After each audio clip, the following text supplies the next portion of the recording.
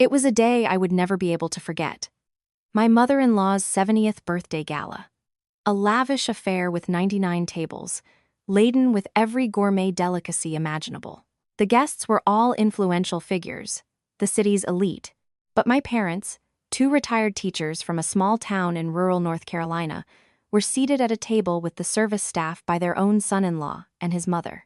And then, when the humiliation had reached its peak, just as I was about to lead my parents out the door, my husband grabbed my arm, his voice a blade of ice against my ear. "You're paying for this." His breath, reeking of expensive scotch, hissed each word distinctly amidst the cloying scent of designer perfumes and the cheerful clinking of crystal champagne flutes. I was frozen to the spot.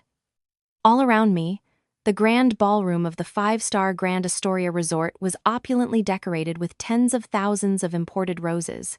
Under the brilliant chandeliers, Brenda, my mother-in-law, was preening in a custom-made silk gown studded with glittering Swarovski crystals, striking poses for photos with her circle of wealthy friends. Her shrill laughter echoed with self-satisfaction and arrogance. Slowly, I turned my head to look at Ethan, the man I had called my husband for the past 6 years. His face was flushed from the fine liquor, his hair slicked back with expensive gel, the Rolex on his wrist flashing in the light. It was the same watch I had grit my teeth and bought for him to celebrate his promotion, using money I had secretly earned working through the night on freelance projects. But in his eyes now, there wasn't a flicker of sympathy for me, and certainly not a shred of respect for the two frail figures huddled in the corner of the room. My parents, Samuel and Carol Miller. My family had been folk herbalists in the Appalachian Mountains for 3 generations. My parents had spent their lives surrounded by the fragrant scent of medicinal herbs, accustomed to simple flannel shirts, and the quiet satisfaction of helping people without any expectation of reward. Tonight, to attend their son-in-law's mother's party, my father had carefully put on his only suit, purchased over a decade ago, which my mother had meticulously ironed. My mother had her hair in a neat bun, wearing her best, though simple, velvet dress. They had endured a 10-hour bus ride, clutching a worn, handcrafted cherrywood box on their laps, too anxious to even doze off. Yet, the moment they stepped into the ballroom, they weren't greeted with a warm hug from their son-in-law, but with a disdainful scowl from Brenda. "Good heavens, are you going to a 5-star gala or a county fair dressed like that?" Brenda's voice was deliberately loud, ensuring her friends could hear. "Ethan, dear, hurry and get your in-laws to a table. They're blocking the way for the important guests. Mr. Sterling from the Sterling Corporation will be here any minute. We can't have him see this and get the wrong impression." Ethan nodded hastily. He strode over, not bothering with so much as a hello, and simply jerked his chin at a waiter. "Take these two to table 99. Now!" Table 99, that seemingly innocuous number, was the ultimate insult. I had been running from the dressing room, but I was too late. I only caught a glimpse of my parents' stooped backs, disappearing down a narrow service corridor. The waiter led them past rows of tables draped in white silk, past platters of Maine lobster and abalone steaming invitingly. The further they went, the dimmer the lighting became. Finally, they stopped at a small, rickety table, hidden behind a partition, separating it from the restrooms and the kitchen's service entrance. On the table were only a few plates of cold cuts and some boiled vegetables. Seated around it were men in valet uniforms, a janitor holding a walkie-talkie, and Maria, the housekeeper who had worked for us for the last 3 years. When Maria saw my parents, she shot up in shock, dropping her chopsticks. "Mr. and Mrs. Miller, why? Why are you sitting here?" My father said nothing. His lips trembled, his hands, calloused from years of harvesting herbs, gripped the wooden box so tightly his knuckles turned white. His eyes, the steady eyes of a healer who had faced life and death, were now filled with a profound, bitter shame. My mother quickly pulled him down into a chair, turning her face away to hide the tear that had just traced a path down her cheek. My heart felt as if it were being crushed. 6 years of my youth. 6 years I had hidden my master's in architecture from MIT, given up a director-level design position to become a low-level draftsman, also Ethan wouldn't feel insecure. 6 years I had poured my entire inheritance into secret investments, transforming Ethan from a nobody into a successful sales director. buying him a house and a car under the guise of company bonuses. I had endured my mother-in-law's daily barbs, endured meals choked down with tears, all for the sake of what I called family. But that family, today, had personally torn to shreds the dignity of the people who gave me life. I spun around, about to drag my parents away, but Ethan seized my wrist, grinding out that cruel command, "Settle the bill." I stared at him, my voice so cold I barely recognized it myself. "What did you say?" "The bill. This 9-9 table gala was your mother's idea. The guests are all your business associates, and my parents, you shove them in a corner with the janitors next to the bathroom. By what right do you demand I pay for this?" Ethan sneered, the ugly, twisted smile of a petty man in a fancy suit. "The right of a husband. As my wife, it's your duty to show respect. This $200,000 bill? You can pay for it with that little nest egg you've been hiding. Don't think I don't know about it. As for your parents, they're country bumpkins. That table is where they belong. If they sat at the head tables, they wouldn't know which fork to use and would embarrass me in front of Mr. Sterling. Could you bear the cost of my career if that happened? Your career?" A bitter, choked laugh rose in my throat. Ethan had no idea that his promotion to director was the result of a single phone call I made. He had no idea that this 5-star Grand Astoria resort, where he was so proudly hosting his party, was a place where I was the anonymous owner of a 40% majority stake. And he certainly had no idea that the Mr. Sterling he was so desperately waiting to suck up to was a man who always had to bow his head and address me as Director Evelyn. I looked straight into Ethan's eyes. All the patience, all the blind love of the past 6 years, instantly turned to ash. The crystal lights on the ceiling glittered, as if mocking my foolishness, but no matter. This show was about to end. I wrenched my hand from his grip, rubbing the red mark on my wrist. I didn't cry. Not a single tear. A chilling, half-smile played on my lips. "Fine," I replied softly. "I'll settle this debt, but the price you'll pay. Not even your entire family's fortune could cover it." The blare of music from the powerful speakers cut through my thoughts. The resort's MC, a man in a shiny suit, cleared his throat into the microphone. "And now, ladies and gentlemen, let's welcome the star of our evening, the matriarch of the Harris family, the lovely Mrs. Brenda Harris, to the stage, to receive some meaningful birthday gifts from her family and friends." Brenda's face lit up. She puffed out her chest and ascended to the center of the stage. Ethan scurried after her, standing obsequiously by her side, his usual sycophantic smile plastered on his face.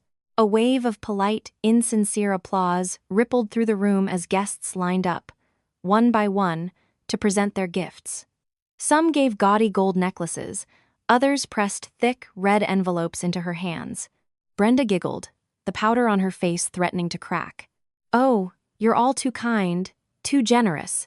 And then, from the dark corner by the restroom, a stooped figure slowly detached himself from the staff table and began walking towards the brightly lit stage. It was my father, Samuel. He walked in his scuffed leather shoes, his old suit seeming even more out of place amidst the sea of silk and satin. In his calloused hands, worn from decades of wading through streams to find herbs, he clutched the time-worn cherrywood box. My mother followed closely behind, her eyes filled with anxiety, yet she forced herself to keep her back straight. The pride of simple, honest people would not let them bow their heads, even while walking among a pack of materialistic wolves. The ballroom fell silent. Whispers erupted. "Who is that? Did a homeless man wander into a VIP party? Look at how shabby he is. Must be a poor relative from the countryside here to beg for money." I bit my lip so hard I tasted blood. Those whispers were like 1,000 needles piercing my heart. I started to move to stop my father, but he was already standing before Brenda. "Greetings, Brenda," my father said, his voice calm and deep, resonant with the quiet authority of a lifelong healer. "On this joyous day, my wife and I have come from our quiet home in the mountains. We don't have much money, but we brought a small gift from the heart. We wish you good health and a long life." With that, my father carefully unlatched the brass clasp of the box. Inside, nestled on a bed of faded red velvet, was a gnarled, ancient-looking root, its tendrils long and intricate, bearing the marks of 100 years spent absorbing the essence of the earth. To an outsider, it looked ugly. But to the truly wealthy, to the powerful figures desperate to cling to life, this century-old wild Appalachian ginseng was priceless. It was something my father had risked his life for, slipping on a mountain cliff face to harvest it. He had kept it as a family heirloom, planning to use it to make a restorative tonic for me when I had my first child.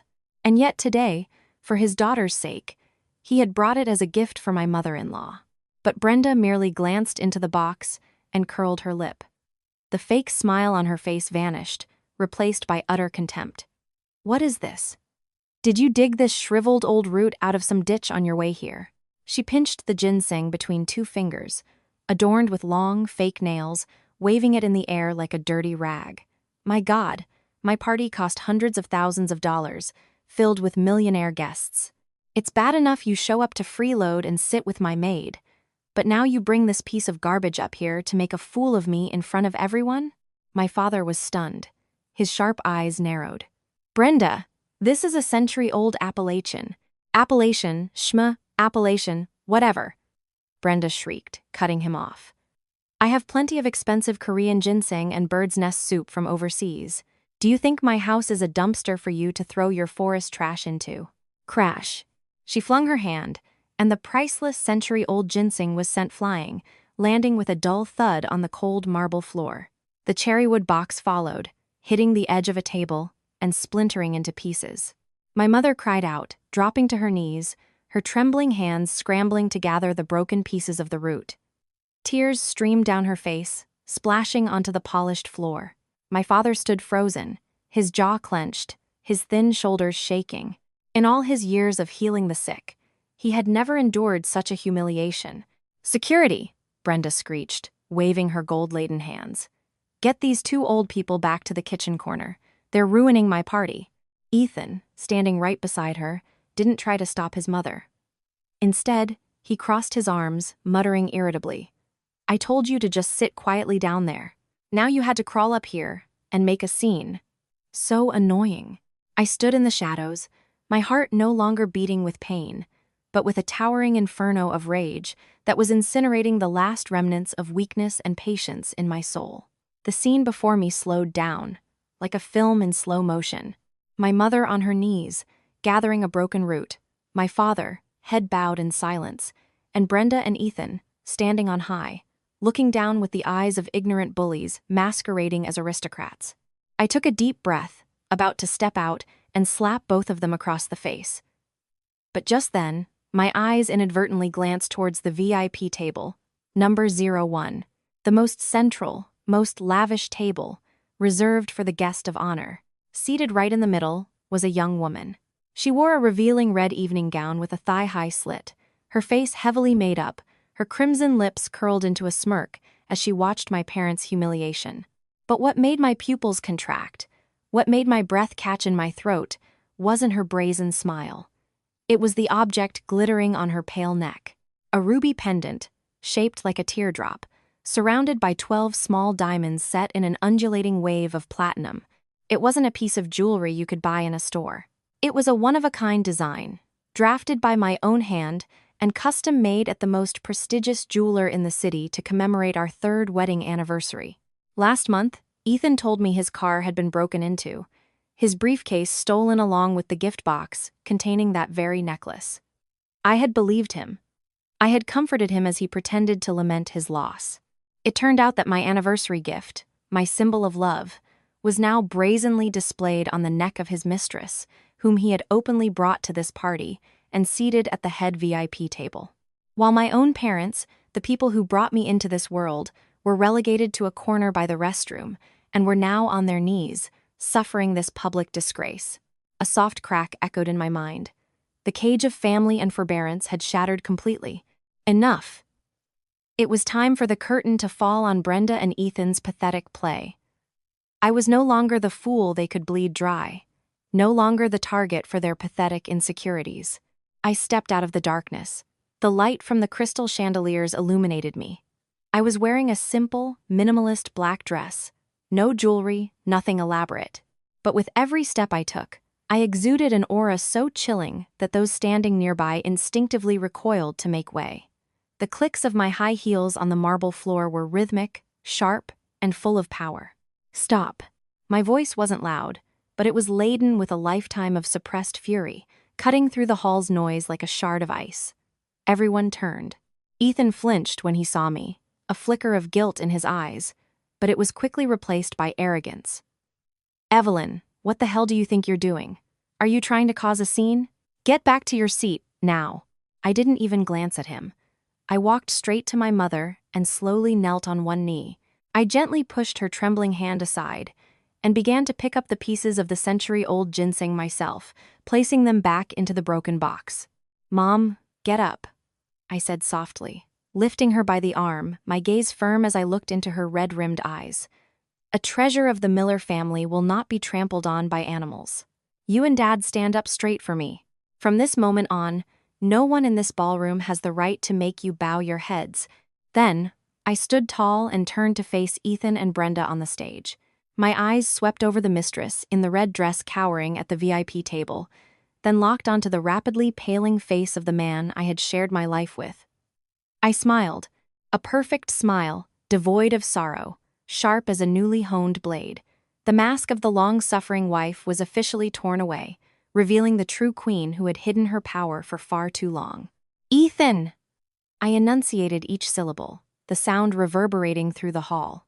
"You want me to pay $200,000 for this party? Fine, but I'm afraid the price you'll have to pay to walk out that door will be the rest of your life." The vast, opulent ballroom of the Grand Astoria Resort plunged into a breathtaking silence. Hundreds of pairs of eyes were fixed on me. The echo of my declaration seemed to linger around the glittering crystal chandeliers, cold and sharp as steel. Ethan froze for a few seconds, his pupils constricting. A flash of utter bewilderment crossed his alcohol-clouded eyes. He had never seen this Evelyn before. For 6 years, in his eyes, I was a doormat, a silent shadow who answered his every beck and call, willingly sacrificing my money and my youth to build his glamorous facade. He was so accustomed to my submission that this rebellion struck him as a preposterous joke, and, predictably, he laughed a sneering, ugly sound that broke the silence. "Are you insane, Evelyn?" Ethan smirked, taking a step forward, deliberately lowering his voice to sound intimidating. "You're threatening me? A low-level draftsman with a pathetic salary, standing in the middle of a $200,000 party that her own husband is throwing, dares to talk about making me pay a price. Who do you think you are? The CEO of this place?" Brenda, still on the stage, chimed in, slapping her thigh dramatically. "Heavens above, everyone, look at this disrespectful daughter-in-law." I say a few words, and she looks like she wants to eat her husband alive. Truly an uneducated, low-class woman. "Ethan, call security and drag these 3 paupers out of my sight. Mr. Sterling is arriving soon. If he sees this, you can kiss that directorship goodbye." At that moment, from VIP table number 1, the mistress in the red dress glided over. Her name was Tiffany, a new assistant Ethan had promoted a few months ago. She sauntered up, linked her arm through Ethan's, and deliberately craned her neck to fully display the ruby necklace glittering under the lights. "Evelyn," she cooed, her eyes full of triumphant provocation. "It's Brenda's big day. Don't make things difficult for Ethan. If you can't afford to pay the bill, just say so. I'm sure Ethan and I can lend you the money. There's no need to make a scene and throw old roots all over the floor, dirtying the resort's expensive carpet." I stared at the necklace on Tiffany's neck. Every curve of the platinum, every one of the 12 diamonds, each representing a month I had stayed up all night working on secret architectural projects to earn the money to buy Ethan a house. My eyes darkened. The cheap perfume from the mistress mingled with the smell of alcohol on Ethan's breath, a nauseating combination that made my stomach churn. How repulsive. I had cherished and protected this pathetic man, with everything I had, only for him to trample on my parents and hang my love around the neck of a third party. "Tiffany," I said her name coldly, my voice so flat it made her jump and release Ethan's arm. "You like that ruby tear necklace, don't you? 12 VVS1, grade diamonds from South Africa, a pigeon's blood ruby, valued at $50,000. It's beautiful, isn't it? Tiffany's face changed, her hand instinctively flying up to cover the pendant. Ethan paled and took half a step back. He couldn't understand how I knew the exact specifications of an item he had claimed was stolen. I stepped closer, leaning in to whisper just loud enough for the three of them to hear. You stole your wife's blood, sweat, and tears to give to your cheap whore. Aren't you afraid it will snap her neck? You, shut up! Ethan roared, raising his hand to slap me, to silence me. But before his hand could make contact, bang! The massive, ornate oak doors of the Grand Astoria's ballroom were thrown open with brutal force. The shocking noise cut through everything. A cold draft swept in from the lobby, carrying with it an overwhelming and suffocating aura of power. 4 bodyguards in black suits with earpieces, built like brick walls, entered first, quickly parting the crowd. Behind them, a man in his late 60s, with salt and pepper hair and a meticulously tailored bespoke suit, walked in, leaning on a cane with a carved silver dragon's head. His eyes were as sharp as a hawk's, sweeping across the room with the oppressive presence of an emperor. It was William Sterling, the founder of the nation's leading real estate and luxury resort corporation, a man who could move markets with a single word. The air in the ballroom solidified. No one dared to breathe too loudly. The VIP guests, who had been so arrogant moments before now, stood ramrod straight, bowing their heads in reverence. Ethan quickly retracted his hand, his face, which had been red with anger, instantly transformed into a mask of the most abject servility. He shoved me aside, smoothed his suit jacket, and scurried towards Mr. Sterling, his back bent in a deep bow. Brenda, on the stage, nearly tripped over her own gown as she scrambled to follow her son. "Mr. Sterling, sir, you've arrived," Ethan groveled, rubbing his hands together. "It is such an honor for the Harris family. I personally arranged this 9-9 table gala in your honor." "Yes, Mr. Sterling. Please, your seat at the head VIP table awaits." Mr. Sterling stopped. He didn't even bother to look at Ethan. To him, a petty director like this was less than a speck of dust on his shoe. Mr. Sterling's gaze passed over Ethan's fawning face, over Brenda's grinning grimace, and then suddenly froze. The room was so quiet you could hear a pin drop. The powerful billionaire's eyes were glued to the marble floor. More specifically, they were fixed on the shattered cherrywood box and the gnarled pieces of root lying next to his expensive Italian leather shoes. It was a piece of the century-old ginseng that Brenda had just thrown away. In the impact, a small piece of the root's skin had been torn, releasing a subtle, earthy, and incredibly potent herbal aroma that completely overpowered the cheap perfumes in the air. Mr. Sterling stood stock-still, the hand holding his cane beginning to tremble. His chest heaved, as if he were short of breath. Seeing the chairman staring at the floor, Ethan panicked. He quickly lifted his foot to kick the ginseng root away, babbling apologies. "Oh my, I am so sorry, Mr. Sterling. Some country folk with no manners brought this trash in and offended your eyes. I'll have the staff clean it up immediately. Don't you dare move." A thunderous roar erupted from Mr. Sterling. His voice was deep and held such terrifying power that Ethan's foot stopped dead in midair. He snatched it back in fear, cold sweat beading on his forehead. To the absolute astonishment of every person in the room, William Sterling, the titan of industry, suddenly tossed his silver-headed cane aside. It clattered loudly on the marble. He paid no mind to his bespoke suit, worth more than a luxury car, and dropped directly to his knees on the cold, hard floor. The crowd gasped. Brenda covered her mouth, her eyes wide with disbelief. Ethan stumbled back, babbling incoherently. With hands that were trembling violently with emotion, Mr. Sterling carefully, reverently, picked up the broken piece of ginseng as if it were the most sacred object on earth. He brought it to his nose and inhaled deeply. The tears of a man who had weathered countless storms in the world of high finance welled up in his eyes and streamed down his wrinkled cheeks. "This scent, this unique grain," Mr. Sterling murmured, his voice choked with emotion. "It's blood ginseng, a century-old root from the peak of Cloudtop Mountain. In the entire country, only one person possesses the ancient technique to preserve it with this deep crimson grain." He snapped his head up, his fiery gaze sweeping the room as he bellowed, "Who? Who dared to trample on this life-saving treasure? Who dared to smash the wooden box bearing the family crest of the Millers?"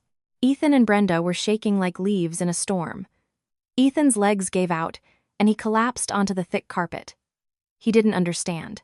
He couldn't comprehend what in God's name was happening. How could the worthless root from his pathetic, poor father-in-law provoke this billionaire to kneel on the floor? Just then, my father, Samuel Miller, stepped forward from behind me. His frame was small, his suit old and plain, but his spine was perfectly straight, radiating the quiet dignity of a hidden master. "I brought a humble gift to celebrate with my son-in-law's family. I did not expect to dirty the floor of this fine establishment." "The fault is mine," my father said calmly. Hearing that voice, Mr. Sterling's entire body jerked. He whipped his head around. When his eyes met the weathered face and serene eyes of my father, the powerful billionaire looked as if he'd been turned to stone.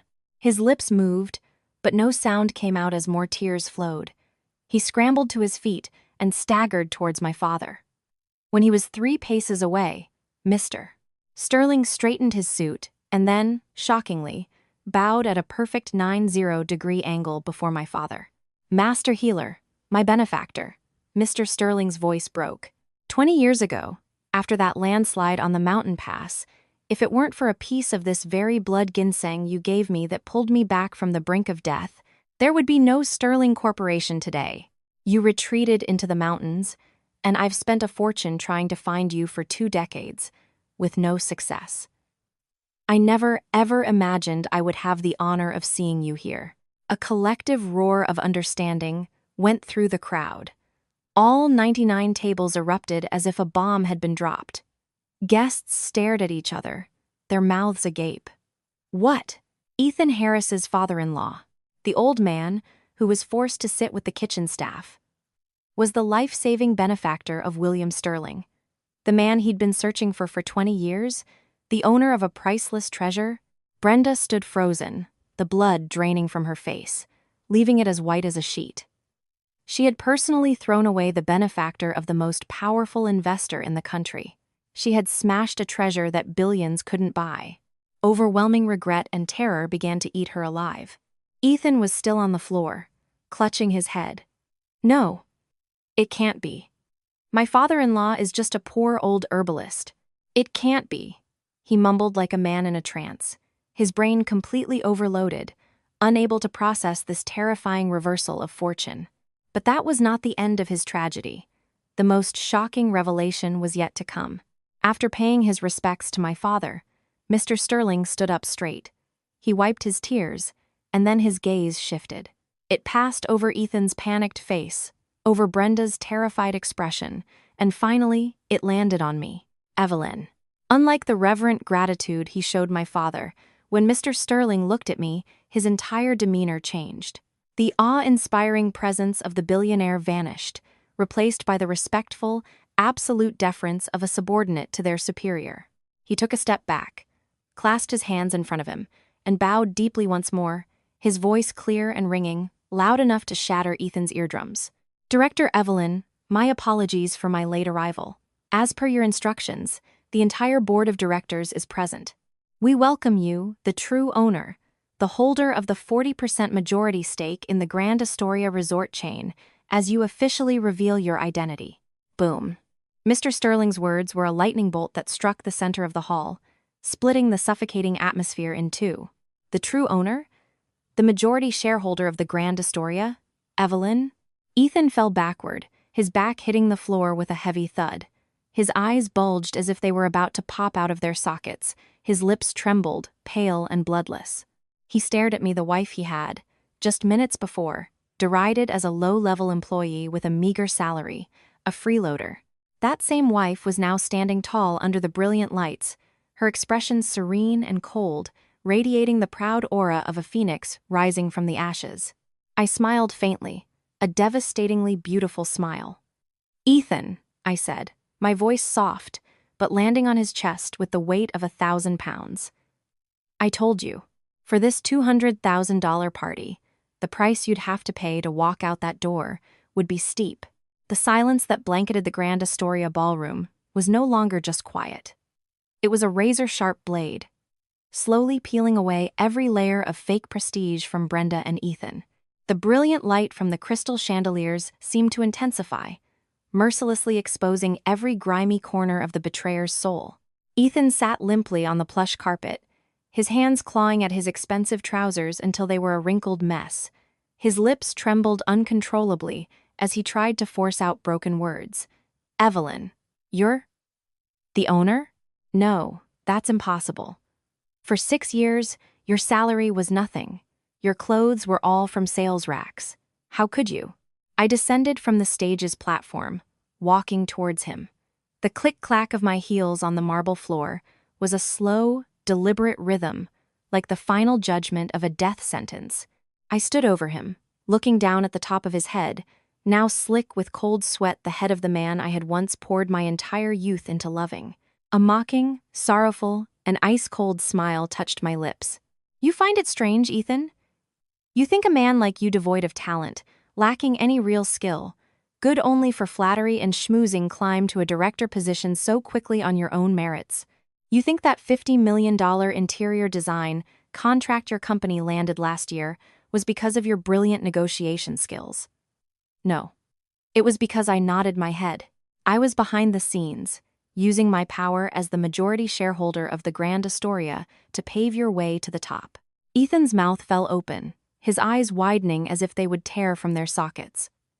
He gasped for air, his chest heaving violently. The magnificent veil of pride he had woven for himself over the years was abruptly ripped to shreds, exposing the brutal truth. He wasn't a self-made man. He was a puppet, dancing on the strings held by the wife he despised. I pretended to be poor, to be your shadow, only to protect your fragile male ego. My voice hardened, each word a stone cast into the turbulent waters of his mind. But my kindness only raised a white-eyed wolf. You used the money I secretly gave you to buy fancy cars, to support a mistress, and today, the pinnacle of your achievements, you used my money to humiliate my parents. At the word mistress, the hall erupted again. A storm of whispers and murmurs buzzed through the crowd. I turned sharply and strode directly to VIP table number 1. Tiffany, the little mistress who had been so smug moments ago, was now shrunken in her seat like a frog cornered by a snake. The thick layer of makeup on her face couldn't hide her panicked pallor. I stopped in front of her, held out my hand, my voice like a razor's edge. "Take it off. Evelyn." I didn't know anything. Ethan gave it to me. Tiffany stammered, her hands with their fake nails trembling as she fumbled with the clasp at the back of her neck. I snatched the necklace from her. I looked at the brilliant red ruby glowing in my palm. 12 months of sleepless nights, my sweat, my tears, and my blood had all become a trinket for a sordid, dirty affair. Without a moment's hesitation, I opened my hand. Plop. The $50,000 necklace fell directly into a half-empty glass of red wine on the table. Wine splashed onto Tiffany's red dress, making her yelp, but she didn't dare say another word. I took a napkin from the table, meticulously wiped my fingers, as if I had just touched the filthiest garbage, and then threw the napkin in Ethan's face. My things, even if I throw them in the trash for a dog to chew on, are not for a cheap tramp like yours to wear. Mr. Sterling had been watching the entire spectacle in silence. Now, he cleared his throat and stepped forward, his eyes filled with contempt for Ethan. "Mr. Harris, for your morally bankrupt behavior, deceiving your family, and trampling upon a benefactor of the Sterling family. As of this moment, all contracts between the Grand Astoria Resort chain and your company are hereby terminated indefinitely. I will be personally calling your CEO shortly. Your directorship is finished." The sky came crashing down on Ethan. He had lost everything. Status, career, money, all of it vanished with a snap of the fingers. He scrambled forward on his knees and clutched my legs, his face a twisted mess of tears and snot. Evelyn, I was wrong. I was seduced by that witch. I still love you. Please, tell Mr. Sterling. Don't let them fire me. I swear I'll be your slave. I'll serve you and your parents for the rest of my life." Brenda, who had been frozen in shock, finally snapped out of it. She crawled over, her expensive silk gown dragging through spilled food on the floor. She looked up at me, her voice a sickeningly sweet whine. "Evelyn, my dear, darling daughter-in-law. I'm old and senile, I was blind. Please, be the bigger person and forgive me. The Harris family can't live without you. And in-laws, please, say a word for us." I stood as still as a statue of ice, my eyes emotionless, filled only with the cold silence of dead embers. I slowly pulled my leg free from Ethan's filthy grasp. From my sleek platinum handbag, I took out a folded sheet of paper and tossed it onto the carpet in front of them. On the crisp white paper, the words "divorce petition" were printed in bold, sharp, and merciless letters. At the bottom, my signature was already there, firm and resolute. "Sign it," I said, my voice devoid of even a drop of lingering affection. "The house and the Mercedes you drive were both purchased with funds transferred from my personal account, with the memo line reading personal loan. Tomorrow, my lawyer will send you a summons. You can either return all the assets, or we'll see you in court for fraud. Your choice." Ethan stared at the divorce papers, his body slumping like a lifeless corpse. He knew he had lost everything in the gamble of his life, but it wasn't over. I turned and nodded to the resort manager, who was sweating profusely in a corner. The man scurried over, presenting a leather-bound bill folder with trembling hands. "Director Evelyn, the invoice for the 99 tables tonight. The total is $215,000. I arched an eyebrow, my gaze locked on Brenda's bloodless face. $215,000. This party was booked under the name Brenda Harris. Mr. Ethan Harris Co., signed as the guarantor. Manager, bring the card machine over and charge his card." But I have less than $1,000 in my account." Ethan shrieked in despair. "No money?" I raised an eyebrow and waved my hand dismissively. "Then follow the resort's standard procedure for dealing with guests who can't pay. Take his suit and escort both of them to the back kitchens. They can wash dishes, scrub toilets, and clean the dumpsters until they've worked off the entire $215,000. If they attempt to flee, report them to the police for fraud and theft of services." "Yes, Director."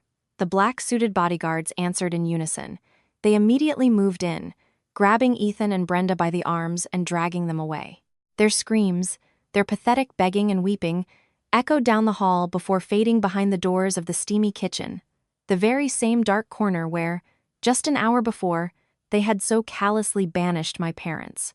I let out a long breath, a great weight lifting from my chest. The chains that had bound my soul for 6 long years had finally shattered. I turned and walked quickly towards the corner of the room. There, my parents were still standing, watching me in silence. In the weary eyes of Samuel and Carol Miller, there was no judgment, only an infinite well of sorrow for their daughter, who had shouldered so much pain alone. I walked over and threw my arms around my mother's thin shoulders. The faint, clean scent of soap and herbs from her dress was warm and unbelievably peaceful. "Mom, Dad, let's go home." "To our home," I whispered, blinking hard to keep the weak tears from falling. My father patted my back. The old healer's eyes, which had seen so much of the world, held a deep understanding as he nodded gently. "Yes, daughter. Let's go home. This place of filth is not worth another moment of our family's time." The 3 of us joined hands and, with our heads held high, walked out between 2 rows of guests who were now bowing their heads in awe and respect. Mr. Sterling escorted us personally to our car, bowing respectfully until our black Rolls-Royce blended into the quiet city night. Sitting in the car, watching the blurry streetlights slide past the window, I closed my eyes. The chapter of the wretched in-laws, of the faithless husband, was finally over. Life, in its own way, is fair. The mills of God grind slowly, but they grind exceedingly fine. Those who use their power and wealth to trample on the dignity of others will one day find themselves on their knees, eating the scraps of their own making. Cruelty, greed, and deceit may buy you a glamorous shell for a time, but karma is swift. The seeds you sow will sprout, take root, and in a flash, burn your entire world to the ground. As women, we can step back to build a home. We can be patient to keep the peace, but we must never, ever lose our own value and self-respect. Because when kindness is given to beasts, the only way to survive is to become a dragon of fire and burn away every chain to set yourself free.